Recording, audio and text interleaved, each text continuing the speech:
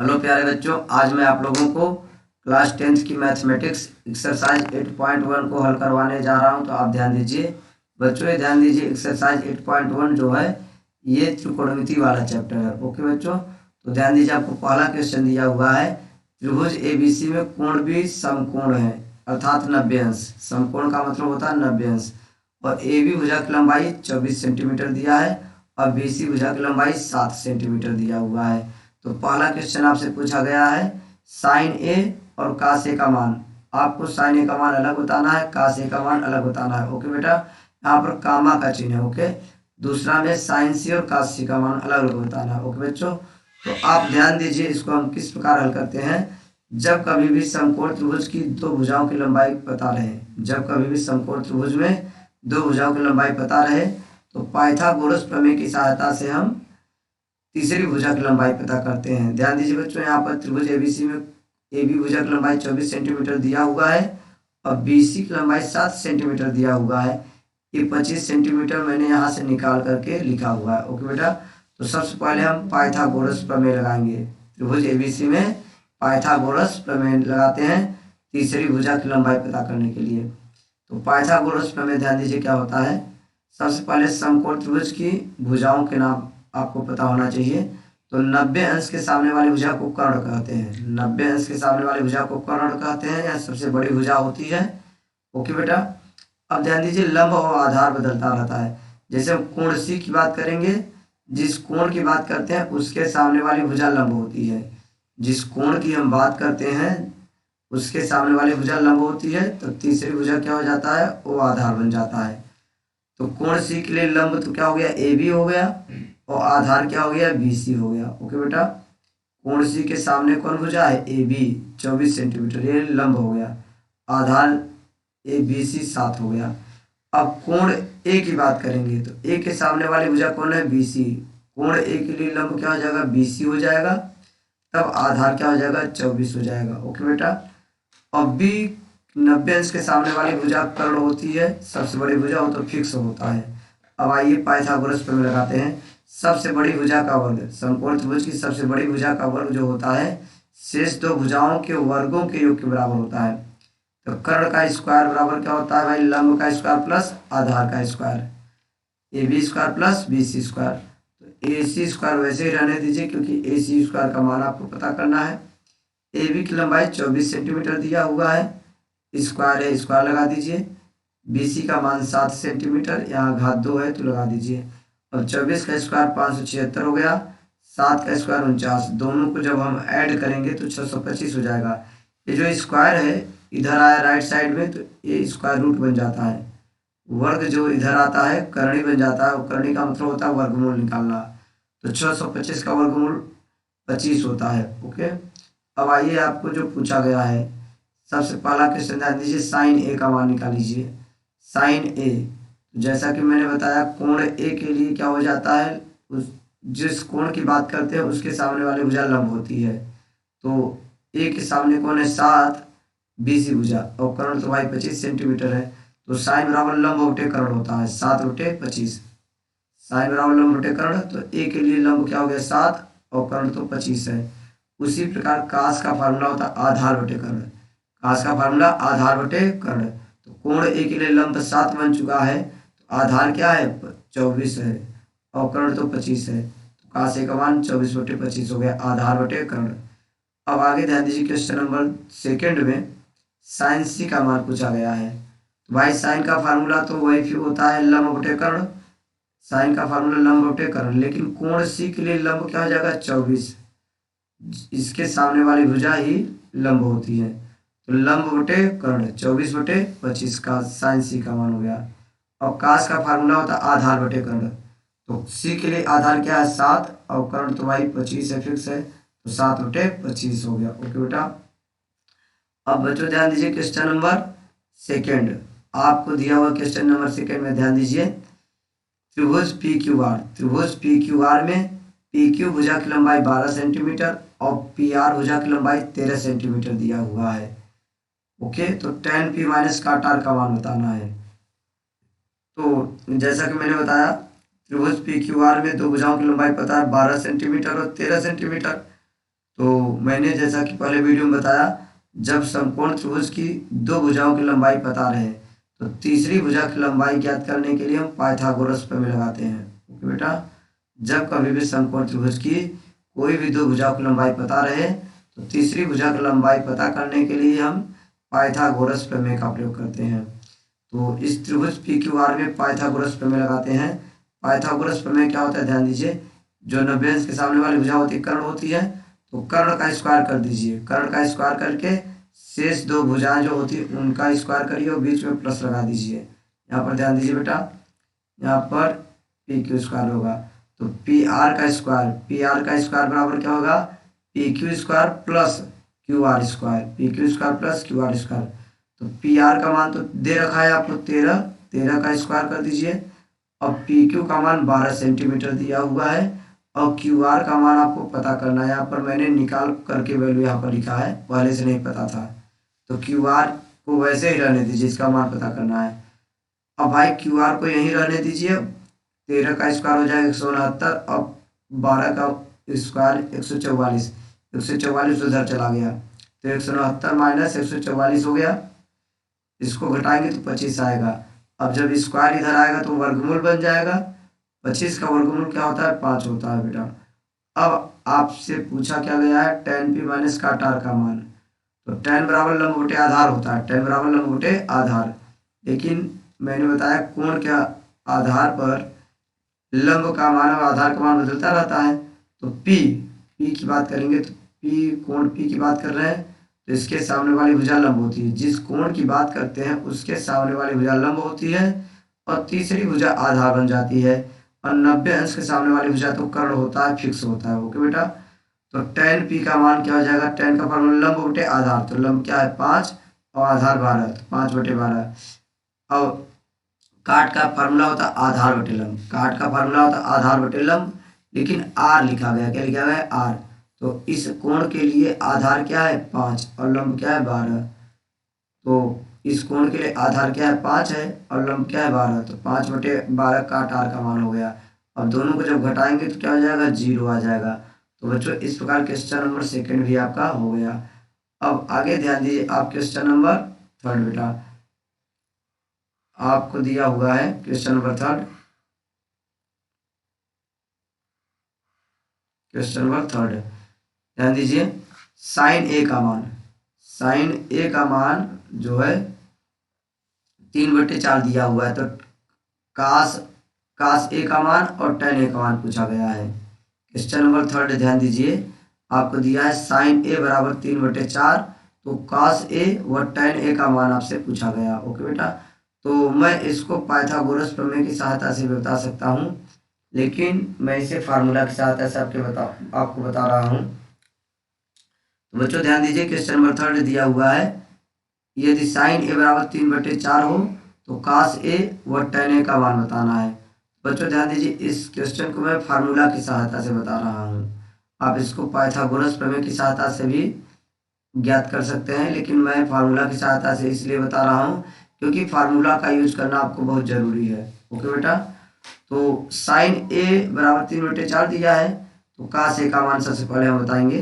तो कास ए का फार्मूला होता है √1 माइनस साइन स्क्वायर ए।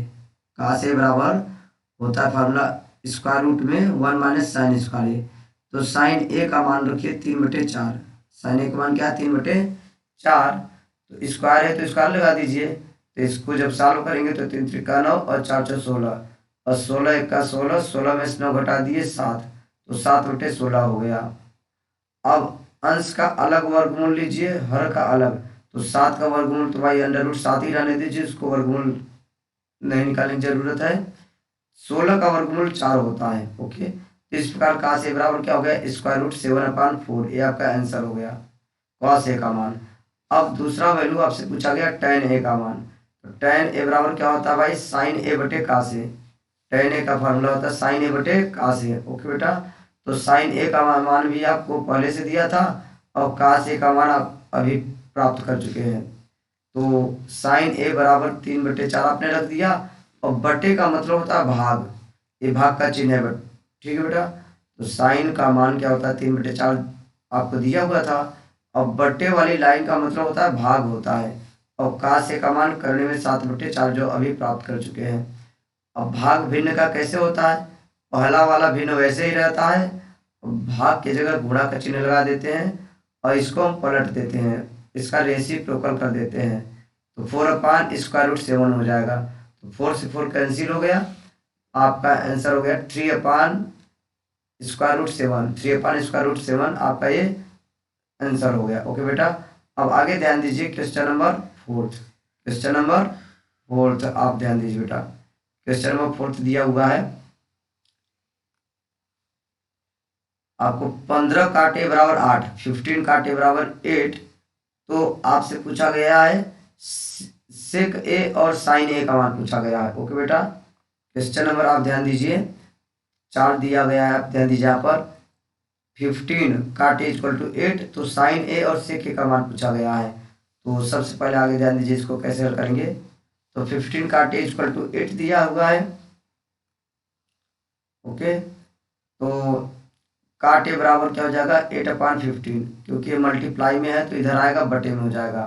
अब काट का उल्टा tan होता है, काट का उल्टा क्या होता है tan होता है। काट ए बराबर 8/15 है, तो tan ए बराबर आपका 15/8 हो जाएगा, काट वाले का उल्टा। ओके, अब सेक ए का मान आपसे पूछा गया है, तो सेक ए का फार्मूला tan के पदों में, सेक ए का फार्मूला tan के पदों में आप याद रखिए, सेक ए इक्वल टू होता है √1 + tan square A. Sec A equal to होता है √1 + tan स्क्वायर ए। अब tan ए की वैल्यू 15/8 है, आप यहाँ पर मान रख दीजिए, 1 तो वैसे ही रहने वाला है, tan ए का मान 15/8 है। अब 15 का स्क्वायर करेंगे तो 225 हो जाएगा, 8 × 64, तो 64 का 64, 64 + 225, अब पूरे के बटे में 64। ओके, 64 में 225 जोड़िएगा तो 289 हो जाएगा, बटे में 64। अब भाई स्क्वायर रूट का मतलब होता है वर्गमूल, 289 का वर्गमूल होता है 17 और 64 का वर्गमूल होता है 8। तो सेक ए का मान आ गया 17/8। तो जैसा कि मैंने बताया काट का उल्टा tan होता है और tan काट एक दूसरे का उल्टा होता है, उसी प्रकार सेक और कॉस एक दूसरे का उल्टा होता है। सेक का मान 17/8 है, तो कास का मान 8/17 हो जाएगा, इसका उल्टा। ओके बेटा, आपसे साइन ए का मान पूछा था, साइन ए बराबर देखिए सेक ए की सहायता से मैंने पहला नंबर आपको सेक ए पूछा गया था, सेक ए का तो आंसर आ गया है कुछ उत्तर। अब आपसे पूछा गया साइन ए का मान, तो अब ध्यान दीजिए सेक ए से कास से प्राप्त किए, और साइन ए का फार्मूला होता है √1 - कास स्क्वायर ए। अब कास की वैल्यू आप प्राप्त कर चुके हैं 8/17, 8 स्क्वायर है, ध्यान दीजिए यहाँ पर कास ए का मान 8/17 है, लेकिन यहाँ स्क्वायर है, तो 8 × 64, 17 17 हमें क्या हो जाएगा 289, स्क्वायर करेंगे तो 289 का 289 - 64, जब 289 में से 64 घटाएंगे तो 225 हो जाएगा, और बट्टे में 289। अब अंश का अलग वर्गमूल ज्ञात कीजिए और हर का अलग। 225 का वर्गमूल होता है 15 और 289 का वर्गमूल होता है 17। इस प्रकार आपका क्वेश्चन नंबर 4 भी सॉल्व हो गया। सेक ए का मान आया 17/8 और साइन ए का मान 15/17। ओके बेटा, अब ध्यान दीजिए, अब क्वेश्चन नंबर 5, क्वेश्चन नंबर 5 बच्चों ध्यान दीजिए। क्वेश्चन नंबर 5 आपको यह दिया है, क्वेश्चन नंबर 5 सेक थीटा बराबर 13/12, सेक थीटा बराबर आपको यदि दिया हुआ है 13/12, ध्यान दीजिए, यदि सेक थीटा बराबर 13/12 हो तो शेष त्रिकोणमितीय अनुपात का मान बताना है। जैसा कि बेटा आपको पता होना चाहिए त्रिकोणमितीय अनुपात कितने होते हैं, 6 होते हैं, sine theta, cosec theta, cos theta, sec theta, tan theta और कॉट थीटा। तो त्रिकोणमितीय अनुपात 6 होते हैं, उनमें से एक का मान दिया हुआ है सेक थीटा, सेक थीटा बराबर 13/12, तो शेष त्रिकोणमितीय अनुपात यानी 5 का मान बताना है आपको। तो अब यहाँ से सॉल्व करना चालू करते हैं। ध्यान दीजिए, सेक थीटा बराबर 13/12 दिया हुआ है, तो सेक का उल्टा क्या होता है कास, जैसा कि मैंने अभी यहाँ पर बताया सेक का उल्टा क्या होता है भाई कास। तो सेक थीटा बराबर क्या होता है 13/12, तो इसका उल्टा क्या हो गया कॉस थीटा बराबर 12/13। ओके, अब साइन थीटा का मान कास के पदों में होता है 1 माइनस कास स्क्वायर थीटा। यहाँ थीटा तो यहाँ थीटा लिखिए, यहाँ ए है तो यहाँ ए लिखिए, मतलब दोनों कोण बराबर होने चाहिए। ओके, तो साइन थीटा बराबर 1 माइनस कास स्क्वायर थीटा होता है। जैसे कि यहाँ पर ध्यान दीजिए, आपने ऊपर की यूज किया है साइन ए बराबर √1 माइनस कास स्क्वायर है। ए दिया रहे तो दोनों तरफ ए रहेगा, थीटा तो theta, y sine theta equal to √1 minus cos square theta. अब कास थीटा की वैल्यू यहाँ पर ध्यान दीजिए 12/13 है, तो ये स्क्वायर है। 12 का स्क्वायर 144 हो गया और 13 का स्क्वायर 169 हो गया।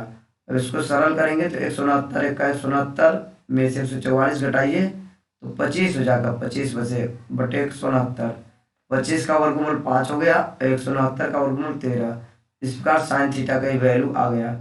और साइन थीटा का उल्टा क्या होता है? Cosec theta. साइन थीटा का उल्टा क्या होता है? Cosec theta.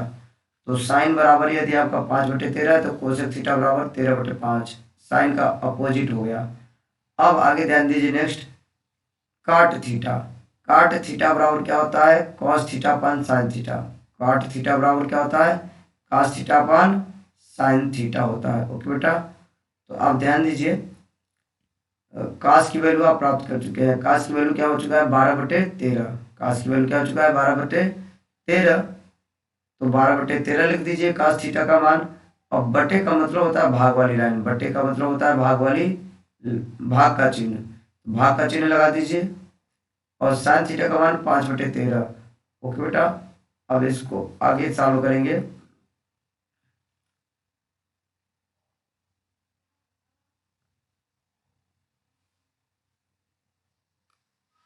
तो आगे ध्यान दीजिए, कॉट थीटा कास थीटा बटे साइन थीटा हो गया। तो आप कास थीटा का मान 12/13 लिख दिए और बटे वाली लाइन की जगह क्या लिख दिए? भाग का चिन्ह लगा दिए। साइन थीटा का मान 5/13 आप निकाल चुके हैं। अब बाई काट थीटा बराबर ये काट थीटा ही तो है, चाहे ये लिखे चाहे ये लिखे। बात देखिए, 12/13 ऐसे रहता है, पहला भिन्न वैसे रहता है, भाग की जगह गुणा का चिन्ह लगाते हैं और दूसरा भिन्न पलट जाता है 13/5। 13 से 13 कैंसिल, तो इस तरह से आपका 12/5 काट थीटा का मान आ गया। और काट का उल्टा टेन होता है, काट का उल्टा भाई टेन होता है, 1 काट। टेन और काट एक दूसरे का उल्टा होता है, काट बराबर 12/5 तो टेन बराबर 5/12 हो जाएगा। इस प्रकार क्वेश्चन नंबर 5 भी आपका हल हो गया बेटा। ओके।